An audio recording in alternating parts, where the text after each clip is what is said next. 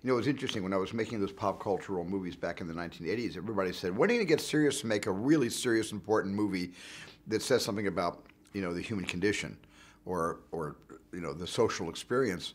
And I always wondered, well, because I'm having so much fun making movies for the audience. And then after a number of movies that were about history and about biography and about, you know, social life, everybody would turn to me over the last, 6, 7, 8, 10 years and say, when do you get back to those old-fashioned crowd-pleaser films that you used to make in the 80s and 90s, like, you know, Raiders of the Lost Ark and Jurassic Park? So, in a way, this is my answer to getting back to those kind of films. Steven Spielberg. Un nom que l'on n'oubliera pas d'aussitôt, un nom qui a déjà marqué l'histoire du cinéma avec un grand H. Le 18 décembre 1946, la ville de Cincinnati, située dans l'Ohio aux États-Unis, voit venir au monde Steven Alan Spielberg. Steven est né d'une famille juive. Son père, Arnold, était déjà un grand nom dans son domaine. En effet, c'est lui qui a créé l'ordinateur GE225 en 1959, ce qui a permis à toute une génération de s'initier à la révolution informatique. Génération qui comprend bien évidemment Bill Gates ou encore Steve Jobs.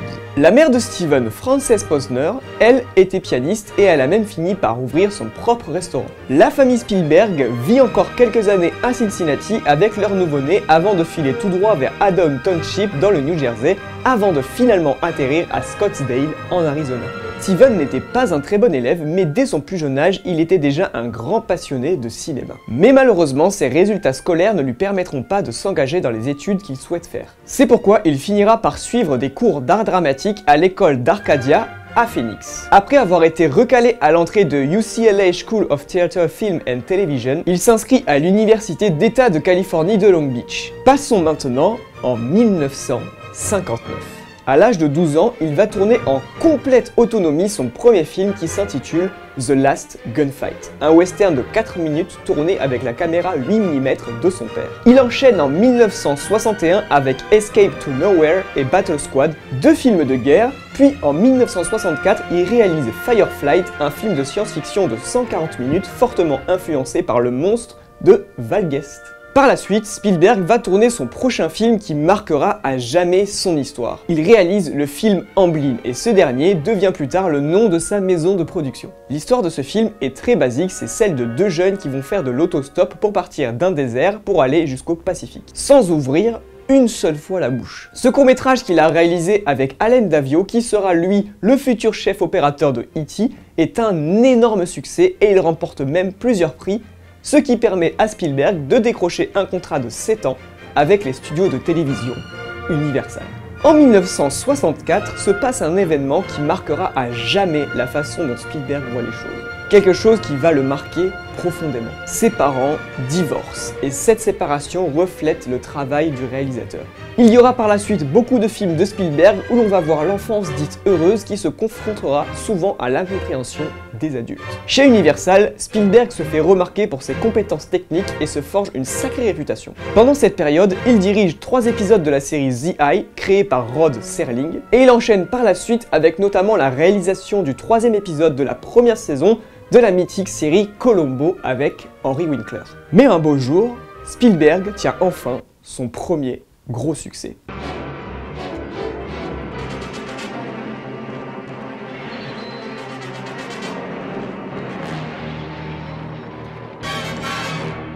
Le téléfilm Duel, qui raconte l'histoire d'un camion dont le chauffeur reste invisible au spectateur et qui poursuit un voyageur de commerce sans relâche et sans motif apparent. En dépit du faible budget et d'un très court tournage, le film est reconnu pour l'efficacité de sa mise en scène qui met en avant la peur et le frisson face aux situations extrêmes, lorsque la vie est subitement menacée. Le film remportera par la suite le Grand Prix de la première édition du Festival international du film fantastique d'Avoriaz, et comme le film a fait un carton à la télévision, il aura même le droit à une version longue qui sortira cette fois-ci dans les salles obscures. En 1974, Spielberg se voit confier la réalisation de son tout nouveau long métrage, mais cette fois, il entre dans la cour des grands, ce sera son premier film pour le cinéma. Je parle évidemment du long métrage Sugarland Express, film qui sera récompensé par le prix du scénario au Festival de Cannes. Le film est tiré d'une histoire vraie et ça raconte l'aventure de deux hors-la-loi qui vont se retrouver poursuivis par un déploiement démesuré de policiers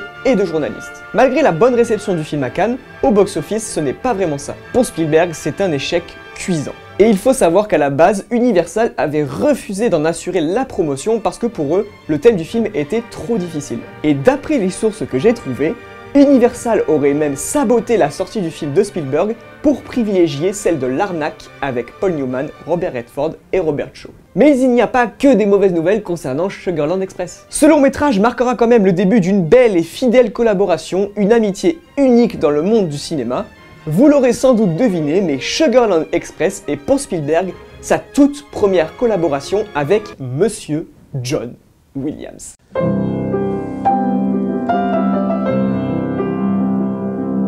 Et pour l'anecdote, à ce jour, John Williams, c'est 22 bandes originales pour Spielberg. Après l'échec assez conséquent de Sugarland Express, beaucoup de personnes considéraient déjà que la carrière du réalisateur était terminée. Mais ça, c'est mal connaître Tonton Spielberg. Par un heureux hasard, là où la production de Sugarland Express avait eu lieu, le réalisateur se voit intrigué par un roman portant le titre de Jaws. Un roman de Peter Benchley dans lequel un requin géant terrorise une petite ville côtière des États-Unis. Une fois chez lui, et sans mauvais jeu de mots, il dévore le livre et décide d'en réaliser l'adaptation cinématographique.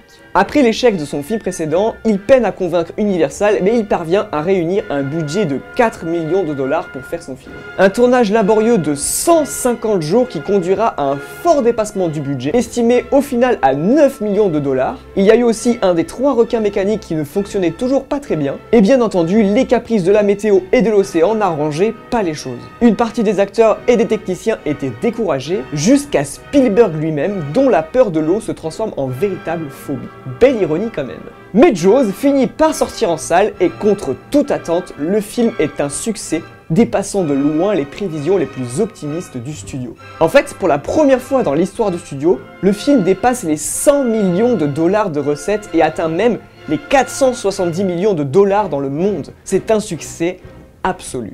Après cet énorme succès, Spielberg gonfle les pecs et se lance dans un autre très grand projet et surtout un projet totalement différent. Et c'est quelque chose qu'il rêve de réaliser depuis longtemps. Il s'agit tout simplement d'une histoire d'extraterrestres pacifiques débarquant sur Terre pour y rencontrer l'homme. Scientifiquement, cet événement est appelé rencontre du troisième type, expression qui donnera son nom au film sorti en 1977. Surfant sur la vague de Star Wars, l'œuvre est une réussite commerciale.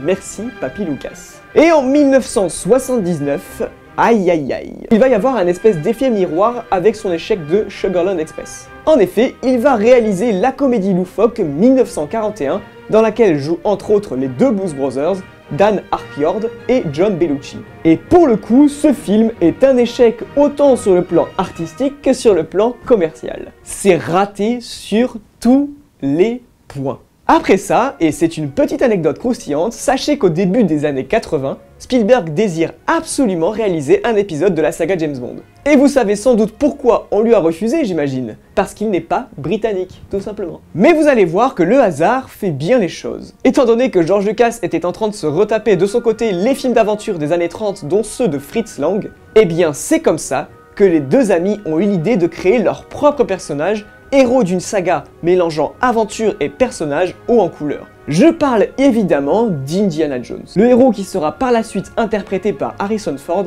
était né. La première mission de ce héros est de retrouver l'Arche d'Alliance convoitée par les nazis. Le film, sorti en 1981, est un succès colossal. Le film suivant du réalisateur, qui maintenant bénéficie d'une renommée mondiale, est présenté en clôture du Festival de Cannes de 1982. Et il présente E.T. l'extraterrestre. Et là, c'est parti. Avec ce film, Spielberg va battre le record des meilleures recettes américaines. Et c'est avec ce succès qu'il pourra se permettre de créer son propre studio, Amblin Entertainment. En 1983, Spielberg participe à un collectif avec les réalisateurs John Landis, Joe Dante et George Miller sur la série La quatrième dimension. Et il va réaliser le deuxième épisode qui traitera de l'histoire d'une maison de retraite dans laquelle un certain Monsieur Bloom réapprend l'enfance aux vieillards qui retrouvent leur apparence de jadis. Un an plus tard, Spielberg se lance sur le deuxième film de la franchise Indiana Jones qui sort en salle en 1984, soit 3 ans après le premier. Long métrage qui sera un nouveau triomphe, même si les fans hardcore de la franchise lui reprochent un côté trop violent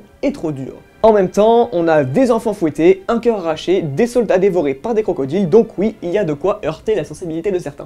Mais c'est quand même sur ce tournage qu'il rencontrera sa future femme, Kate Capshaw. En 1985, Spielberg, encore marié à l'actrice Amy Irving, est père pour la première fois et sa filmographie aborde des sujets différents, moins orientés sur le cinéma dit de divertissement, et plus axés sur l'histoire. La couleur pourpre débarque en 1985 et l'Empire du Soleil en 1987. Deux œuvres qui racontent respectivement la vie d'une famille noire aux États-Unis du début au milieu du XXe siècle et celle d'un jeune Britannique pris dans la tourmente de la Seconde Guerre mondiale. Deux beaux succès pour le réalisateur. En 1989 sort le troisième opus de la série Indiana Jones.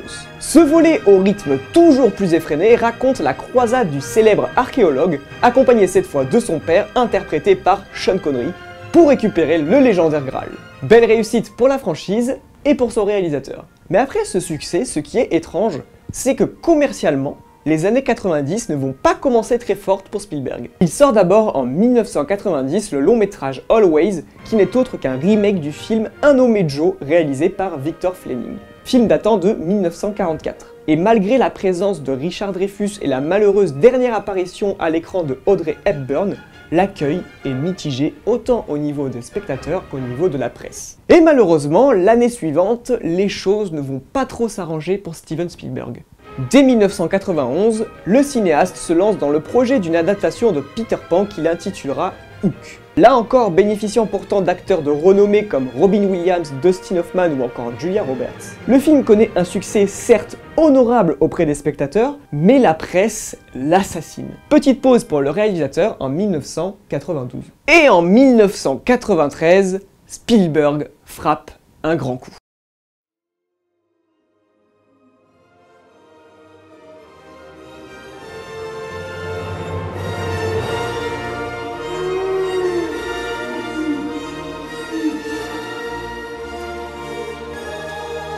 Jurassic Park voit le jour et c'est un film qui marque un tournant dans l'histoire des effets spéciaux et même pour l'histoire du cinéma en général. C'est un véritable chef-d'œuvre. Cette histoire de dinosaures avec Sam Neill, Laura Dern et Jeff Goldblum deviendra rapidement le plus gros succès de l'histoire du cinéma, rapportant plus de 900 millions de dollars de recettes et battant ainsi le record jusque-là détenu par E.T., l'extraterrestre. Spielberg bat donc son propre film. En cette même année de 1993, il réalise un projet beaucoup plus personnel, la liste de Schindler. Sur fond de Shoah, le film raconte comment Oskar Schindler, un industriel allemand membre du parti nazi, sauva un peu plus d'1 millier d'êtres humains des camps de la mort. Un film personnel car son réalisateur est issu d'une famille juive. Et là, quelque chose d'incroyable va tomber aux pieds de Steven Spielberg. La liste de Schindler est une œuvre que l'American Film Institute classe comme le 8e plus grand film de l'histoire du cinéma. Le film est un raz-de-marée et remportera une multitude de prix dont 7 Oscars parmi lesquels ceux du meilleur film et du meilleur réalisateur. En 97, Spielberg réalise la suite de Jurassic Park peaufinant encore plus les effets spéciaux et le monde perdu de Jurassic Park est encore un succès. Mais aujourd'hui, tout le monde ne le considère pas comme un grand film. Malgré le succès plus que profitable de la suite de Jurassic Park, la même année, le film Amistad avec Morgan Freeman et Anthony Hopkins ne déchaîne pas les foules. Le film traite de l'esclavage et Spielberg a voulu aborder sans détour un point névralgique de l'histoire des États-Unis d'Amérique, à une époque où le peuple américain semblait se sentir mal à l'aise avec ce passé. Et vous savez quoi? Spielberg va se faire accuser par certains historiens de déformer la vérité historique. Ah ouais? On accuse tonton Spielberg de déformer les faits historiques? Très bien. En 1998, Spielberg prépare sa vengeance. Il sort un nouveau film traitant de l'histoire, Il faut sauver le soldat Ryan. Film tourné pour 70 millions de dollars et regroupant un casting de folie dont notamment Tom Hanks, Matt Damon ou encore Barry Pepper, qui vont bien entendu contribuer au succès commercial et critique du film. Et le film remportera aussi plusieurs récompenses parmi lesquelles 5 Oscars dont celui du meilleur réalisateur et de la meilleure photographie. Changeons maintenant de décennies. Spielberg réalise AI Intelligence Artificielle avec l'enfant star du moment, Ali Joel Osment. Ce qu'il faut savoir, c'est qu'à la base, c'est un projet repris du défunt réalisateur Stanley Kubrick. Le film connaît une belle carrière commerciale, mais ce Pinocchio futuriste reçoit un accueil critique mitigé. Certains le trouvant magnifique et d'autres trop long et ennuyeux. Plus généralement, ce film constitue un retour à la science-fiction pour Spielberg, un genre qu'il avait délaissé depuis E.T.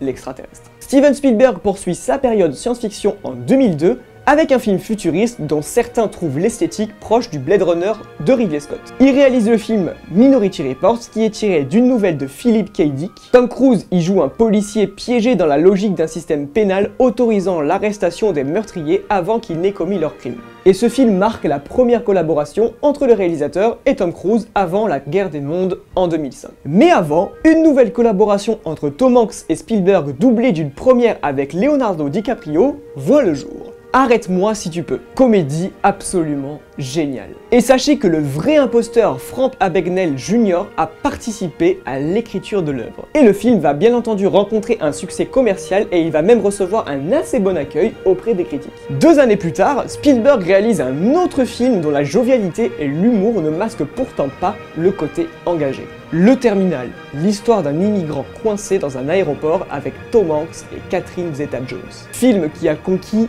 et les spectateurs et la presse. Après ce film sorti en 2004, il tourne donc en 2005 une adaptation attendue du roman d'Herbert George Wells, La Guerre des Mondes, dans lequel des êtres venus d'ailleurs tentent purement et simplement d'exterminer la race humaine. On a là une approche totalement différente de Spielberg envers les extraterrestres, lui qui les avait toujours rendus pacifistes. Bon, le film est un immense succès commercial, même si certains jugent son final un peu trop facile. Et c'est dès le lendemain de la sortie américaine de l'œuvre que Steven Spielberg se lance déjà dans la réalisation de Munich, dont le sujet donne une vue subjective des opérations d'un membre des services secrets israéliens agissant de manière autonome pour assassiner les commanditaires de la tragique prise d'otage des Jeux Olympiques de 1972. Malheureusement, ce film était un échec commercial avec seulement 47 millions de dollars au box-office américain pour un budget de 70 millions. Et ça, malgré ses 5 nominations aux Oscars en 2006. Après coup, Steven Spielberg déclare vouloir prendre un peu de repos après avoir tourné coup sur coup La Guerre des Mondes et Munich. Il aurait profité de ce répit pour développer un projet dédié à Abraham Lincoln, un film ambitieux qui lui tient à cœur depuis quelques années.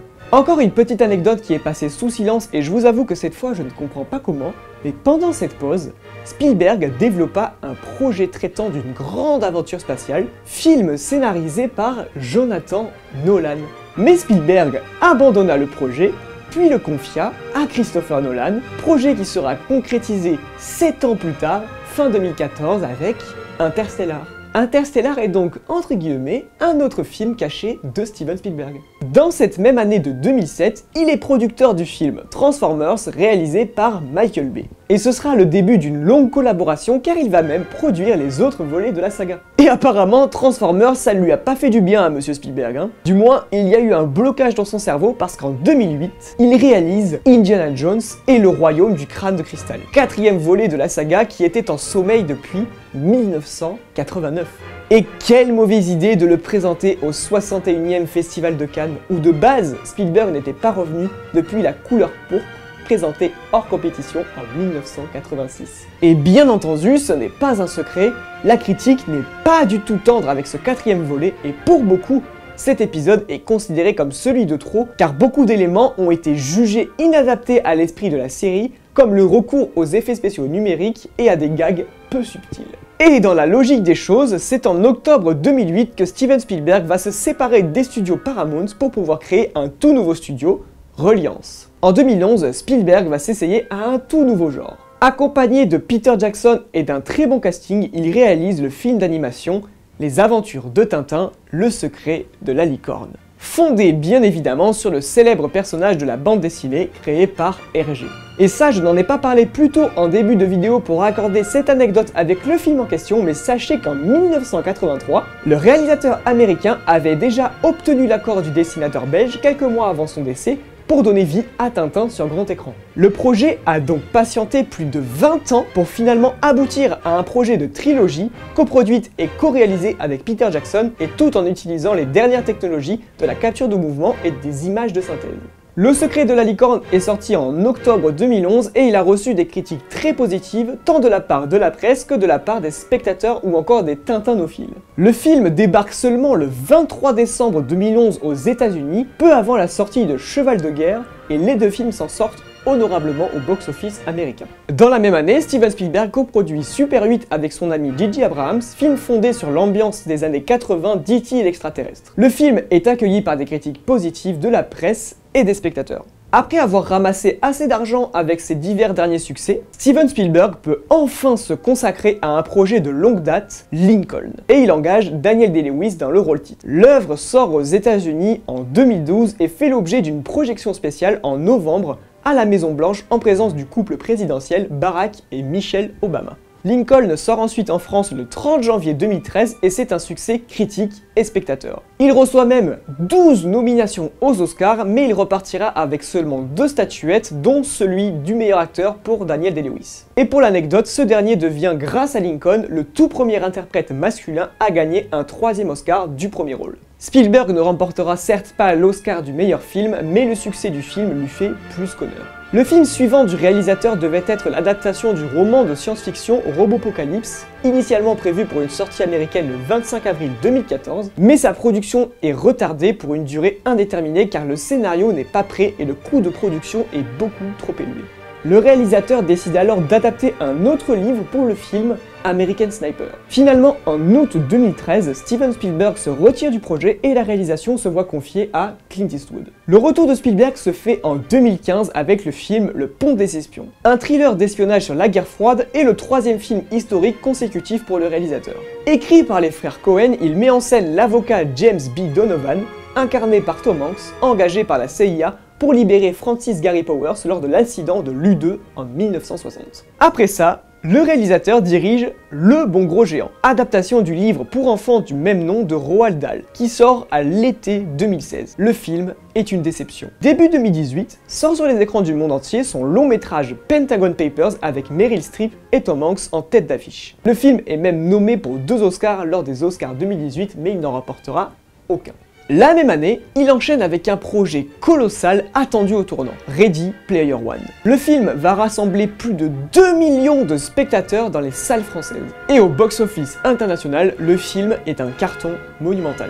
Aujourd'hui, le prochain projet de Spielberg est censé être le remake de la comédie musicale West Side Story prévue pour 2021. Comme vous avez pu le constater, la filmographie de Spielberg est assez diverse et je la diviserai même en 2 parties. La première partie concernerait le cinéma de divertissement, tandis que la deuxième partie regrouperait des films considérés comme plus sérieux, plus intimistes, se basant sur des faits réels. Par ailleurs, dans la plupart de ses films, Spielberg défend une vision personnelle d'un monde pacifique et ce même dans ses œuvres les plus grand public. Dans le cinéma du réalisateur, une banale relation entre le fils et le père, ou plus généralement entre l'enfant et l'adulte, est souvent un sujet important qui rime parfois avec une confrontation. Par exemple, dans E.T., les enfants recueillent l'extraterrestre et le cachent à leurs parents qu'ils jugent incapables d'aimer le célèbre petit être. Ou encore dans La Guerre des Mondes, Ray, personnage interprété par Tom Cruise, est mal à l'aise face à son rôle de père et est souvent en conflit avec son fils aîné. Et force est de constater que les mises en scène de Spielberg se déroulent principalement dans des familles américaines représentatives de la classe moyenne, habitant en banlieue et n'ayant pas de véritable histoire, sinon la banalité des vies des membres qui les composent. Et c'est bien évidemment avec ça que Steven Spielberg arrive à rendre le banal extraordinaire.